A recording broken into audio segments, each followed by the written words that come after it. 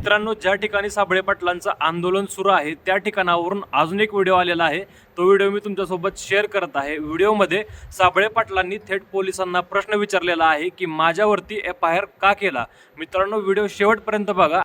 दोन वाक्य ऐकले, मी माझे दोन वाक्य ऐका। तपासाची ही पद्धत नाहीये। तुम्ही वकील घेऊन आले, मी तुम्हाला तुमच्या वकिलांसोबत अलाउड करतो, तुमचं जे काय म्हणणं आहे ते रेकॉर्डवर घेतो। ही पद्धत नाही तपासाची। पूर्ण एक मिनिट पूर्ण ऐका। 2 दिवसापूर्वी बाबू बोत्रेच्या विरोधात तक्रार दाखल करण्यासाठी अर्ज दिला, त्याच्यावर अजून कोणतीच कारवाई झाली नाही, पण आमच्यावरती लगेच होते हे बोलण्याचं। आम्ही तपासाबद्दल बोलत नाहीये। प्रचंड प्रमाणामध्ये माझ्या घराची, मला सांगा, तुम्हाला जर गोळ्याच घालायचे तर छातीवर घाला ना समोरून। माझ्या घराची रेकी करणं, जवळच्या माणसांना त्रास देणं, आणि हे कशासाठी चालू आहे? फक्त आणि फक्त पैसे कमवण्यासाठी। कोणाचं रक्त पिऊन? सर्वसामान्य शेतकऱ्याचं। शेतकरी पुढे येतच नाही। आमचा शेतकरी एवढा पॉवरफुल नाहीच आहे। का नाहीये? कारण की त्याला कायम दाबण्यात आलंय, त्याला कायम दम देण्यात आलाय, त्याला त्याच्या कुटुंबाची काळजी, आधीच घर चालत नाही नीट, वरतून या प्रस्थापितांच्या विरोधात लढताना प्रॉब्लेम काय होतोय की पुढे आले की मागे। आता मी कायमस्वरूपी प्रत्येक शेतकऱ्यासोबत तर नाही राहू शकत, मग पुढे गेले की मागे येऊन दम देणार, काहीतरी कुठं काढणार, काहीतरी अडचणीत आणणार। सगळ्यात मोठी अडचण एक तास दीड तास आहे अजून। हा, त्यांच्यासोबत होतो। जय हिंद सर। तासभर लागतो।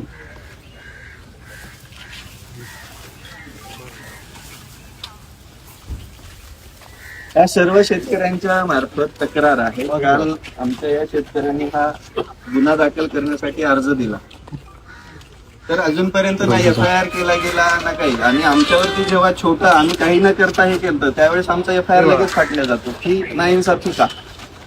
हा प्रश्न आहे आमचा सगळ्यात पहिला।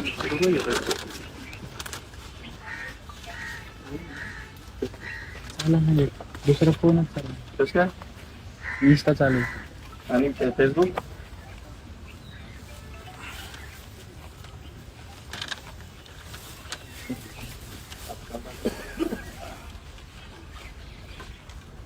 कलेक्टर ऑफिसला दिलेलं आहे का? सगळीकडे दिले।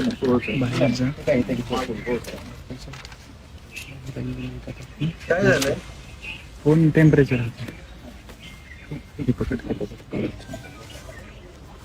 ठीक आहे, काय व्हेरीफाय करतो।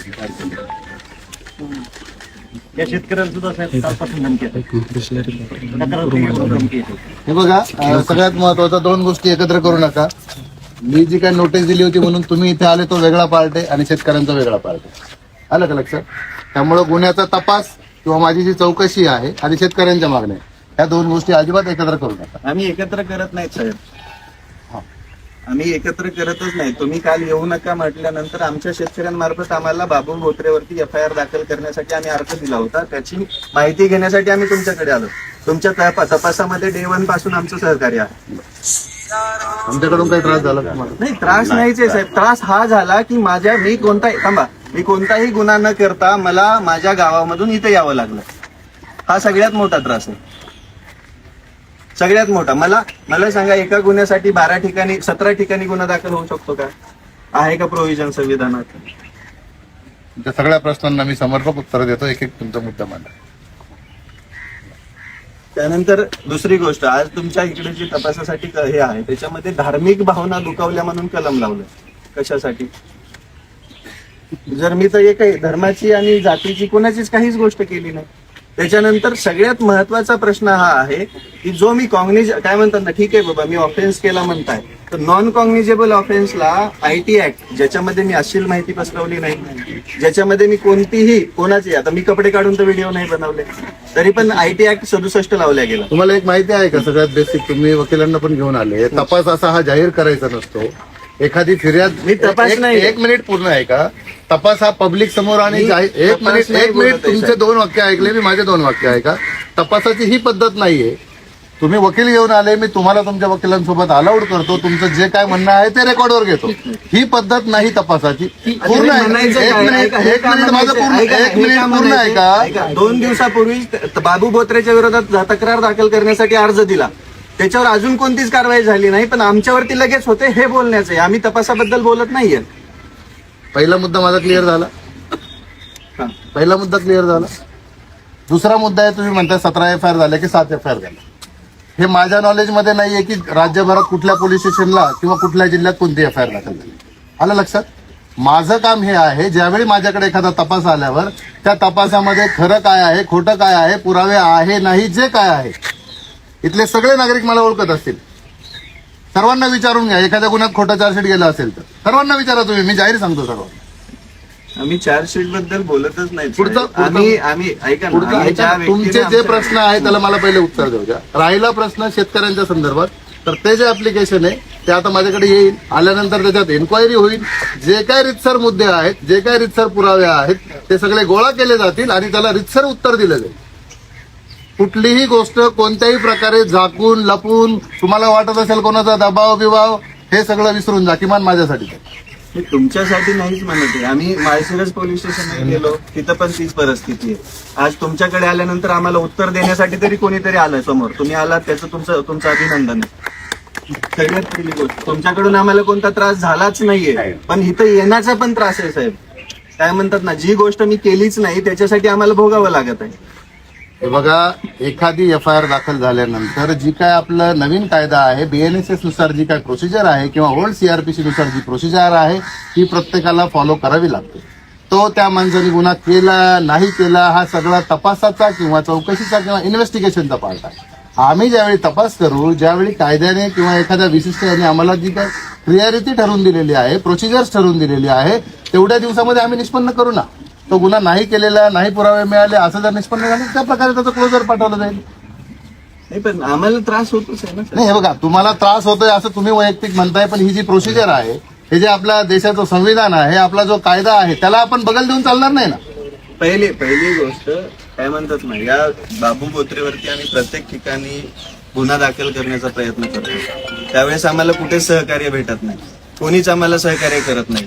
पण ज्या वेळेस ज्या माणसाची इज्जत गेलेली आहे तो गुन्हा दाखल न करता दुसऱ्या कोणातरी तिराईत माणसाचा लगेच गुन्हा घेतला जातो, ते बी 17 ठिकाणी. हा सगळ्यात मेन प्रॉब्लेम आहे.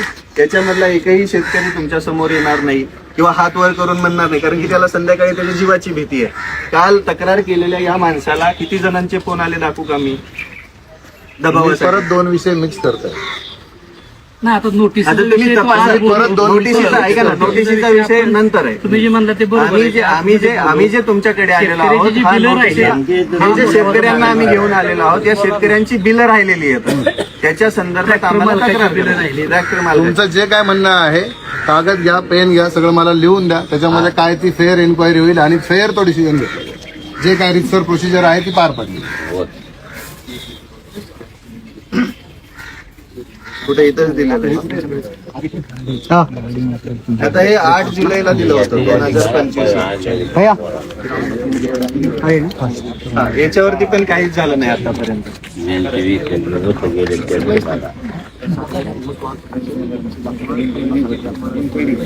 फेसबुक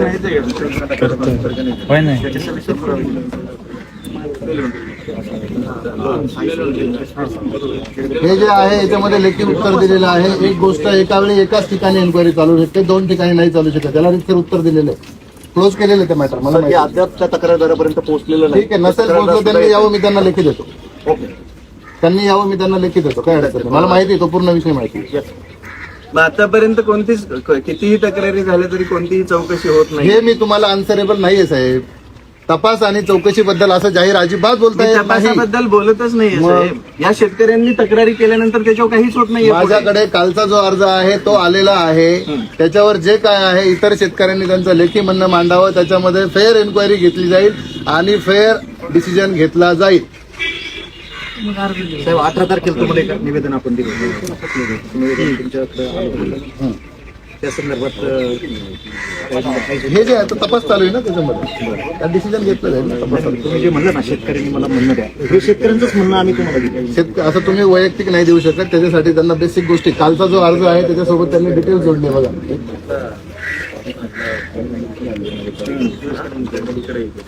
साधे पोलीस निरीक्षक लागतात, त्याच्याशिवाय आयटी ऍक्ट लावलेला आहे ना तिथं. पोलीस निरीक्षकाशिवाय चौकशी होते. गोंधळ नाही झालेला, इथं नाही झालेलं. काय सांगता असेल इथं? विषय असा आहे, आता तुमचा विषय तुमच्याकडे नाही त्यासाठीच माहिती घेतली. त्यांचा गुन्हा बेलवंडीला दाखल झाला. तुम्ही जसं उत्तर दिलं समर्पक की बाबा मी सगळे फेर चौकशी करत आणि त्यानंतर त्याच्यावरती मी गुन्हा दाखल करत. त्या ठिकाणी गुन्हा दाखल करताना ह्यांच्याबाबत आधी चौकशी केली का त्या पीआयने? हे बघा, ह्या गोष्टी मला नाही सांगता ऐका ना, हेच विषय होतोय. ऐका ना, मी त्या दिवशी जागेवर घेत पण ह्यांच्याबाबत जे तिथं झालं तो अन्याय नाही का झालेला यांच्यावर? तो अन्याय नाहीये का? तुम्ही बोलून घ्या. नाही तोच विषय. ज्याची जी क्वेरी असेल ती बोला. मी तुम्हाला मला काय म्हणायचं, हे बघा, कोणताही एफआयआर आता आम्ही अर्ज दिल्यावर तुम्ही काय म्हणतात, फेअर इन्क्वायरी करून आम्ही एफआयआर करतो, बरोबर. पण माझ्या बाबतीमध्ये कोणती फेअर इन्क्वायरी झाली नाही, लगेच एफआयआर झाली. कायद्याच्या प्रत्येक कलमामध्ये चौकशीच करावी असं आहे का साहेब? सांगा, आपणच सांगा. हे वेगळे वेगळे ना प्रत्येकाला. त्यासाठी तेच सांगतो, प्रत्येकाला वेगळं आहे ना, प्रत्येक कलमाची जी प्रोसिजर आहे, इन्व्हेस्टिगेशन प्रोसिजर आहे, एन्क्वायरीची प्रोसिजर आहे, ती त्याच्यामध्ये दिलेली आहे. बरोबर, काय बोलते ते बरोबर आहे. तुम्ही